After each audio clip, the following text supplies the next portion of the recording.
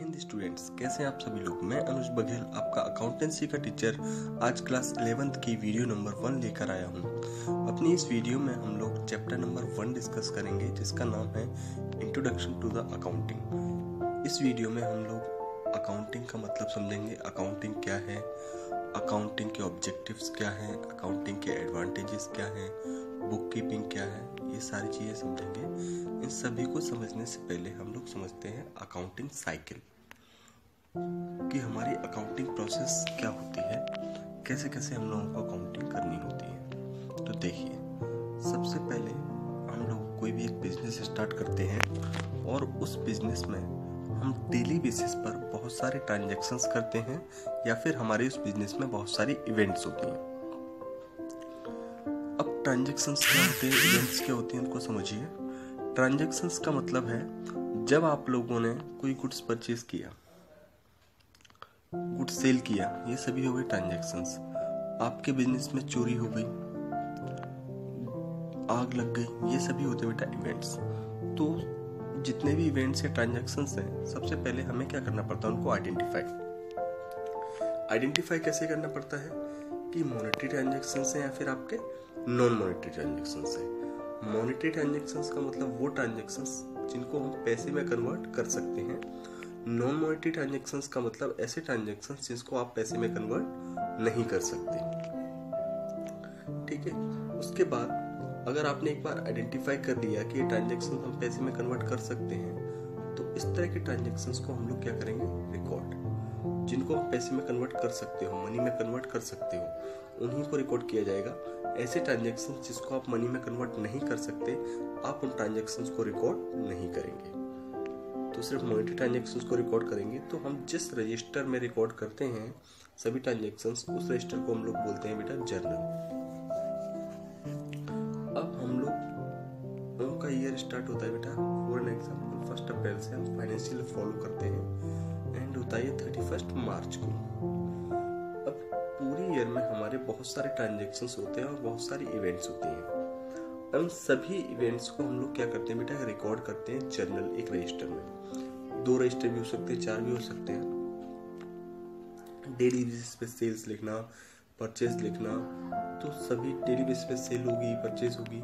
अब year and आ गया 31 मार्च पे, मैं आपसे पूछता हूँ कि हम लोगों की टोटल सेल कितनी हुई या टोटल परचेज कितनी हुई। तो हम लोग बार बार वो रजिस्टर निकालेंगे, फिर डे पे हर पेज पर देखकर टोटल करेंगे। ये काफ़ी डिफिकल्ट टास्क हो जाएगा। इसके लिए हम लोग क्या करते हैं, हम लोग लेजर बनाते हैं। क्या बनाते हैं, लेजर। इस लेजर में हम लोग क्या करेंगे, इस सभी ट्रांजैक्शंस को क्लासिफाई करेंगे। एक अलग से एक रजिस्टर बनाएंगे, उस रजिस्टर में क्या करेंगे, परचेज के सभी ट्रांजैक्शंस को निकाल के अलग लिखेंगे, सेल्स के सभी ट्रांजैक्शंस को इकट्ठा करके अलग लिखेंगे, सैलरी सभी एक साथ अलग लिखी जाएगी। तो इसको बोलते हैं बेटा क्लासिफिकेशन। ये जनरल टू लेजर, इसको पोस्टिंग बोला जाता है बेटा। क्या बोला जाता है बेटा, पोस्टिंग। अब पोस्टिंग करने के बाद जनरल टू लेजर आने का प्रोसेस बहुत लंबा होता है। इस प्रोसेस में बहुत सारी गलतियां या एरर्स होने के चांसेस होते हैं। तो इन सभी एरर्स से हम लोग क्या करते हैं, इन सभी एरर्स को खत्म करने के लिए, पता लगाने के लिए ट्रायल बैलेंस बनाते हैं। क्या बनाते हैं हम लोग, स्टेटमेंट, जिसको बोला जाता है ट्रायल बैलेंस। इस ट्रायल बैलेंस हमारी क्या करता है, सारी गलतियों का पता लगा के बताता है कि इसमें क्या गलतियां हैं और क्या गलतियां नहीं हैं। ट्रायल बैलेंस की 2 साइड होती हैं, एक होती है डेबिट साइड और एक होती है आपकी क्रेडिट साइड। अगर दोनों साइड इक्वल आती हैं तो गलती होने के चांसेस कम हैं। अगर दोनों साइड में कोई डिफरेंस है तो इसका मतलब हमारे अकाउंट्स में कोई ना कोई गलती हम लोगों ने कमिट की है।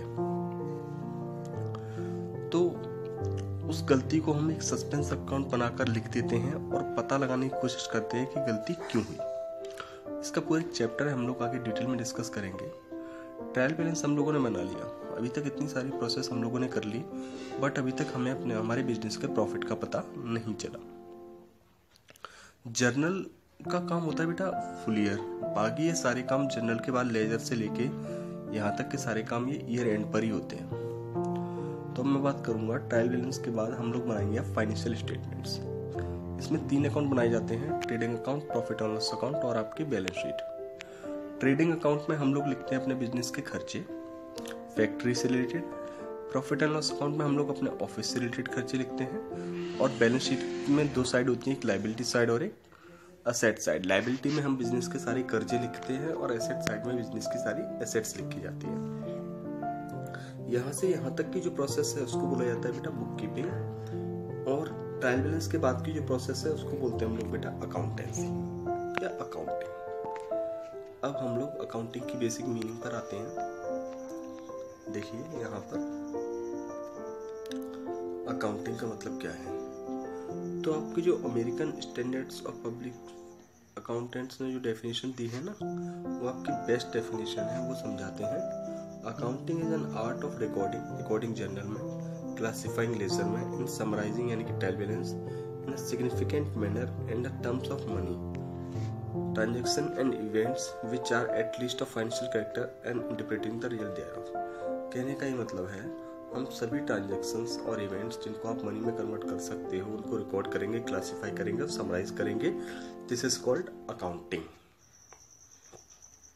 अब हम लोग देखते हैं अकाउंटिंग के ऑब्जेक्टिव्स।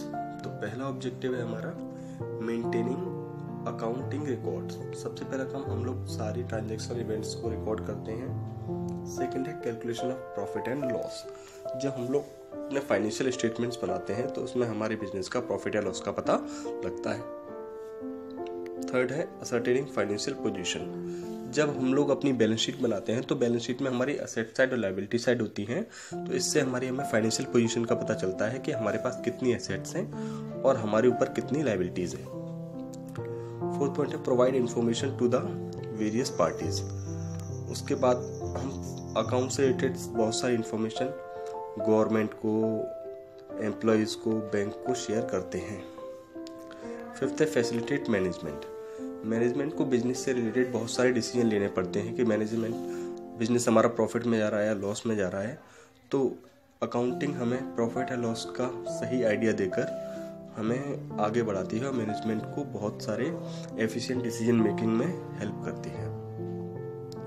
अब देखिए advantages of accounting. It provides information which is useful to the management. आप अकाउंटिंग के एडवांटेजेस और लिमिटेशंस इसकी पढ़ेंगे सारी और समझने की कोशिश करेंगे। बहुत आसान है ये सभी। कोई अगर समझ में नहीं आती है तो जब हमारी क्लासेस स्टार्ट होंगी हम उस समय देखेंगे इनको।